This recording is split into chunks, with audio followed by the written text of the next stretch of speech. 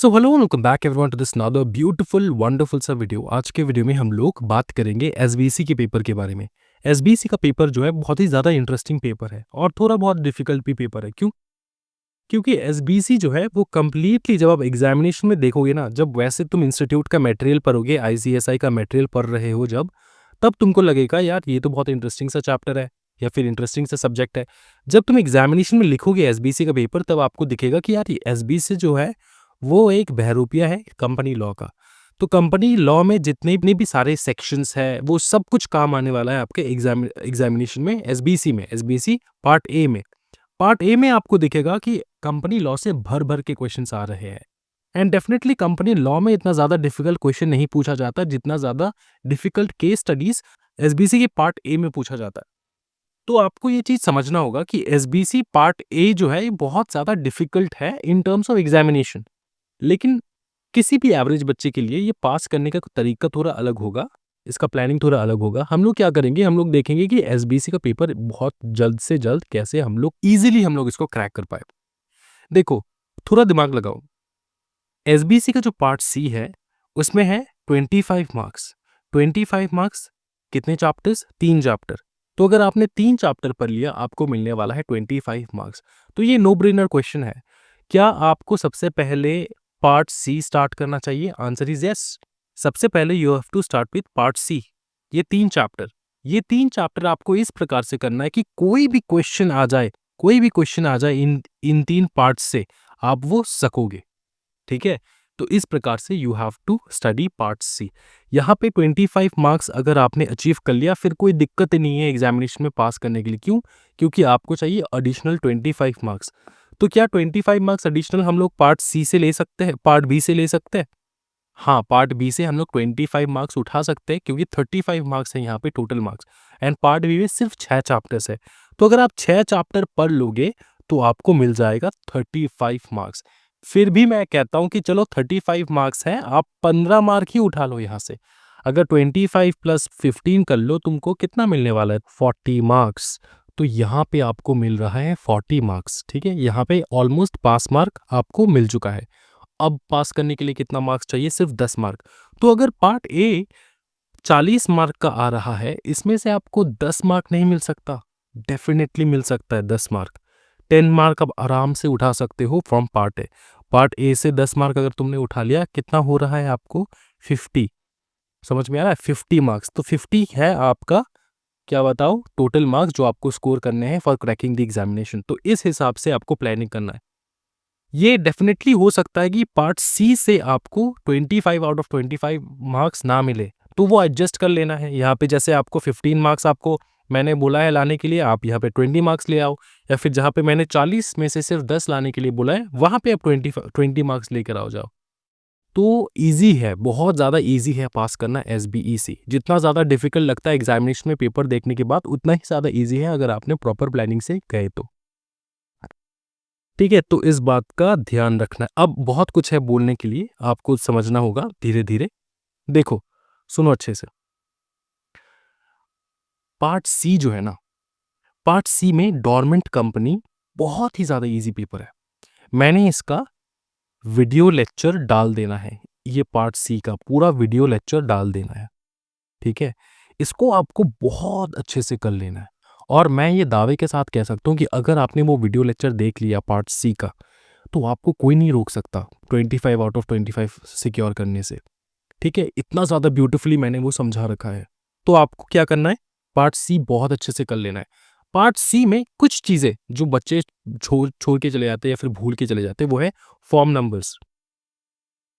Form numbers form numbers को बहुत अच्छे से कर लेना है। एक लिस्ट बना लो, लिस्ट में फॉर्म नंबर्स लिख लेना है, क्योंकि वाइंडिंग अप, फिर एलएलपी का वाइंड अप हो जाए, लिक्विडेशन, स्ट्राइक ऑफ, रिस्टोरेशन, इसमें फॉर्म नंबर्स आते हैं। तो फॉर्म नंबर्स जो है आपको याद रखना है बहुत अच्छे से। फॉर्म नंबर, सेक्शन नंबर्स, क्योंकि ये कंपनी लॉ का ही पार्ट है पूरा, ये पूरा कंपनी लॉ ही है। तो गवर्नमेंट कंपनी, स्ट्राइक ऑफ, ये आपने देखा है कंपनी लॉ में, right? Liquidation, IBC, winding up, ये आपको थोड़ा बहुत form numbers and section numbers याद करके जाने हैं। तो इसमें प्लीज गलती मत करना, form number, section number definitely आपको ये कर लेना है। Got it? अच्छा, ये हो गया। पार्ट बी में बहुत सारे बच्चे डर जाते हैं कि सर, कहते हैं कि सर लेबर लॉ बहुत बड़ा चैप्टर है। लेबर लॉ बहुत बड़ा चैप्टर है। सबसे पहले तुम ये सारे चैप्टर्स कंप्लीट करो। Registration, maintenance, law applicable on various industries जैसे कि पेटेंट वगैरह वो सारे। फिर आ गया आपका intellectual property property loss, patent, trademark, ये सारा आ गया यहाँ पे। फिर आ जाएगा लेबर लॉ, फिर आ जाएगा इन्वायरमेंटल लॉस। अब मैं तुमको एक चीज़ बताता हूँ, ये जो तुम इग्नोर करके चले जाते हो ना चैप्टर जैसे कि इन्वायरमेंटल लॉस, सोचते हो कि यार यहाँ से क्या ही आ जाएगा। इन सारे चैप्टर से 5-5 मार्क्स पूछे जाते हैं, ठीक है? तो आपको सबसे पहले ये सारे चैप्टर्स जो है ना बहुत अच्छे से करना है। देखो ना, ये सारे चैप्टर्स आपको बहुत अच्छे से करना है। जैसे कि मैं आपको बता दूँ, जैसे कि आपका ये वाला चैप्टर 1, 2, 3, 4, 5, ठीक है? इनमें से भी अगर मैं रैंक करूँ तो सबसे पहले आपको कर लेना है इंटेलेक्चुअल प्रॉपर्टी लॉ, ये फर्स्ट में तुमको नक्की करना है। सेकंड नक्की करना है आपका रजिस्ट्रेशन एंड लाइसेंस, आपको नक्की करना है। उसके बाद जितने भी चैप्टर्स छोटे-छोटे चैप्टर्स हैं, maintenance of registrar and records बहुत छोटा chapter, law applicable to various industries में क्या-क्या लॉ एप्लीकेबल है, एंड एनवायरमेंटल लॉस। अच्छा एक चीज़ समझो, चैप्टर का नाम जो है वो आपको बताएगा कि एग्जामिनेशन में क्वेश्चन क्या आने वाला है। जैसे कि यहाँ पे नंबर 13 पे जैसे रजिस्ट्रेशन एंड लाइसेंस के बारे में पूछा गया है, तो वैसे उस चैप्टर में बहुत कुछ एक्सप्लेन किया गया है, लेकिन मैं बोलूँगा हर स्टूडेंट को कि फोकस करो रजिस्ट्रेशन के ऊपर, रजिस्ट्रेशन के प्रोसीजर के ऊपर फोकस करो, क्योंकि रजिस्ट्रेशन से रिलेटेड ही क्वेश्चन आने वाला है इस चैप्टर में से। तो इस प्रकार से चैप्टर का नाम आपको बता देगा कि क्या आ सकता है, क्या नहीं आ सकता है। कुछ इंपॉर्टेंट टॉपिक्स है लेबर लॉ में जो आपको करके ही जाना है, वो लेबर लॉ का इंपॉर्टेंट टॉपिक्स मैं आपको बता दूंगा, टेंशन मत लो। कुछ दिन बाद बताऊंगा, अभी सारे ऊपर ऊपर से बता रहा हूँ कि क्या क्या चीज़ है, कैसे किस प्रकार से आपको प्लानिंग करना है फॉर द एंटायर थिंग, ठीक है? तो ये इस प्रकार से जाओ। अगर आपका लेबर लॉ नहीं हो रहा है क्योंकि आपको लग रहा है बहुत बड़ा चैप्टर है, छोड़ दो लेबर लॉ, अभी के लिए छोड़ दो, ठीक है? अभी के लिए छोड़ दो, बाकी चैप्टर्स कर लो। ये उन बच्चों के लिए जिनको कॉन्फिडेंस बहुत ज़्यादा लो है। लेकिन क्या लेबर लॉ से अच्छा खासा क्वेश्चन पूछा जाता है, भारी भरकम क्वेश्चन पूछा जाता है लेबर लॉ से। मेरा सिर्फ रिक्वेस्ट ये है कि ऐसा मत कर लेना कि लेबर लॉ तुम करके चले गए और बाकी एक भी चैप्टर तुमने नहीं किया। ऐसा मिस्टेक मत करना। अगर तुम्हारे पास ऑप्शन है कि क्या करूँ मैं, बाकी सारे चैप्टर्स करूँ या फिर लेबर लॉ करूँ, तो मैं बताऊँगा बाकी सारे चैप्टर्स करो, लेबर लॉ छोड़ दो। समझ में आ रहा है? समझ में आ रहा है? तो लेबर लॉ करके ही जाना है, अगर आपका बाकी सारे चैप्टर्स हो रखा है तो। अगर बाकी सारे चैप्टर्स नहीं हो रखा है तो लेबर लॉ को छोड़ो अभी, बाकी सारे चैप्टर्स अच्छे से करो। अंडरस्टूड? ये आपको एग्जामिनेशन में पता चलेगा कि मैं क्या कह रहा हूँ, क्योंकि यहाँ से इनमें से अच्छा खासा मार्क्स एवरी एवरी चैप्टर में से 5-5 मार्क करके पूछ लेंगे। तब क्या क्या हो जाएगा बताओ? तुमको कितना स्कोर करना है इस वाले सेक्शन में, कितना स्कोर करना है? 15 मार्क्स स्कोर करना है। तो अगर चैप्टर 13 इससे 5 मार्क तुमने अटेम्प्ट कर लिया, 13, 14, 15, 16 एंड 18, 25 मार्क्स आ रहे हैं यहाँ पे, ठीक है? तो कम से कम तुमको लाना है 15 मार्क्स। तुमको अगर 20 मार्क भी अच्छे से अटेम्प्ट कर लिया ना, तो 20 मार्क भी स्कोर कर लिया ना, तब भी बहुत है। समझ में आ रहा है ना? तो इस चीज़ को ध्यान में रखना है। लेबर लॉ तभी करना है अगर बाकी चैप्टर्स हो रखा है। बाकी चैप्टर्स नहीं हो रखा है तो लेबर लॉ के ऊपर अपना माथा मत फोड़ना। उसके बाद पार्ट ए, सीधा-सीधा मैं बात बताऊँगा, बहुत अच्छे से सुनना है तुमको, सुनो। पार्ट ए जो है ना भाई मेरे, सुन, पार्ट ए पूरा कंपनी लॉ है, पूरा कंपनी। अगर तुमने कंपनी लॉ अच्छे तरीके से कर रखा है, तुमको आता है कंपनी लॉ, तो पार्ट ए में कोई दिक्कत नहीं होगा। एग्जामिनेशन में बैठने से पहले तुम एक बार how to answer every question in 30 second का जो मेरा वीडियो है वो यूट्यूब पे सर्च करो, how to answer any question in 30 second, CS exam squad मारो, आ जाएगा। वो वीडियो अच्छे से देख लो, क्योंकि ये part A case law case studies वाला पार्ट है। तो इसमें तुमको, अगर तुमको लग रहा है कि कौन सा क्वेश्चन कैसे अटेम्प्ट करें, क्या हो सकता है क्या नहीं हो सकता है, और तुम कंफ्यूज हो जाते हो, तो वो आपको, ये वीडियो आपको बहुत हेल्प करेगा बताने के लिए कैसे तुमको केस स्टडीज जो है वो अटेम्प्ट करने हैं। Got it? ये ऊपर का एडवाइस। अब सुनो, चैप्टर 1 छोड़ के नहीं जाना है। चैप्टर 1 से क्वेश्चन बनेगा, बहुत ईजी क्वेश्चन बनेगा, ठीक है? चैप्टर 1 से बहुत छोटा चैप्टर है, बहुत ब्यूटीफुल चैप्टर है।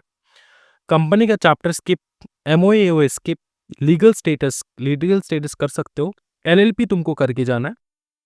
फिर forms of business organisation, NGO, startup, फिर setting up of business entities outside India, joint venture करके जाने। बाकी जो मैंने यहाँ पे स्किप स्किप बोला है ना, जैसे ये वाला स्किप स्किप बोला है, जैसे ये भी मैं अगर बोल दूँ skip conversion of LLP into company law, तो स्किप वाले चैप्टर्स क्या है पता है? स्किप कल वाले चैप्टर्स कंपनी लॉ है। अगर आप एक बार देखो अच्छे से इन चैप्टर्स का टॉपिक, अगर तुमने कंपनी लॉ में बहुत अच्छे से कर रखा है तो यहाँ से करने की ज़रूरत नहीं है, दिमाग खराब हो जाएगा। ठीक है? आप ये चैप्टर्स देखो, कोई टेंशन वाली बात नहीं, आप ये चैप्टर्स देखो, लेकिन ये सारे चैप्टर्स बहुत अच्छे से करने के बाद, ये सारे चैप्टर्स बहुत अच्छे से करने के बाद स्टार्टअप में से भारी भरकम क्वेश्चंस आने वाले हैं। Got it? ये सारे चैप्टर्स जो है ना, ये थर्ड प्रायोरिटी में रखो, फर्स्ट प्रायोरिटी रखो अपना अपना पार्ट सी, उसके बाद पार्ट बी के जो चैप्टर्स मैंने बताया, उसके बाद पार्ट ए के ये चैप्टर्स, उसके बाद लास्ट में प्रायोरिटी रखना है इन सारे चैप्टर्स में, क्योंकि ये सारे चैप्टर्स अगर तुम नहीं भी करके गए तब भी तुमको आता है, क्योंकि तुमने कंपनी लॉ करके रखा है, तुमने कंपनी लॉ करके रखा है। अंडरस्टूड? कन्वर्जन जो है ना, एलएलपी से कंपनी कैसे कन्वर्ट करे, कंपनी से एलएलपी कैसे कन्वर्ट करे, ये नॉर्मली सेम ही रहता है। मतलब हर क्वेश्चन में, हर प्रोसीजर में लगभग ऊपर का जो पहला पहला जो 3-4 लाइन है ना, वो सेम रहता है। ठीक है? 3-4 लाइन जो है, 3-4 प्रोसीजर जो है वो सेम। नेम रिजर्वेशन करना होता है, फॉर्म फिलअप करना होता है, फॉर्म के लिए सबमिट करना होता है, ये सारे जो लाइन्स है ना, बीआरएड बीएम पास करना होता है, एसआरएन जीएम पास, ये जो है ना तुम चिपका सकते हो हर एक क्वेश्चन में। अगर उन लोगों ने पूछ लिया कि कंपनी से एलएलपी कैसे ट्रांसफर करें, तो तुमको क्या क्या करना है? बीआरएड बीएम पास करना है, फिर एसआरएन जीएम पास करना है, फिर तुमको नेम रिजर्वेशन करना है। तो ऐसे करके जो 3-4 पॉइंट्स है ना, 5-6 पॉइंट्स है ना, वो सिमिलर है। ये अगर तुम कंपनी से एलएलपी जा रहे हो या फिर प्राइवेट से पब्लिक जा रहे हो, पब्लिक से प्राइवेट जा रहे हो, ये सारी जो प्रोसीजर है ना, ऊपर के जो जितने भी पॉइंट्स हैं लगभग सेम रहता है। तो ये ट्रिक अपनाओ कि ऐसा करो कि दिमाग को थोड़ा समझाओ कि देखो ये इन सारे क्वेश्चंस में से आ गया ना, तो कुछ कॉमन ऐसे पॉइंट्स हैं जो मैं हर क्वेश्चन में डाल सकता हूँ, क्योंकि बीआरएड बीएम तो पास करना ही होगा, बोर्ड रेजोल्यूशन पास करना ही होता है। अगर मेरा कंपनी का नाम चेंज हो रहा है, पकड़ लो आप, कंपनी से प्राइवेट कंपनी से पब्लिक कंपनी जा रहे हो, पब्लिक कंपनी से प्राइवेट, तो बीआरएड बीएम पास करना ही होता है।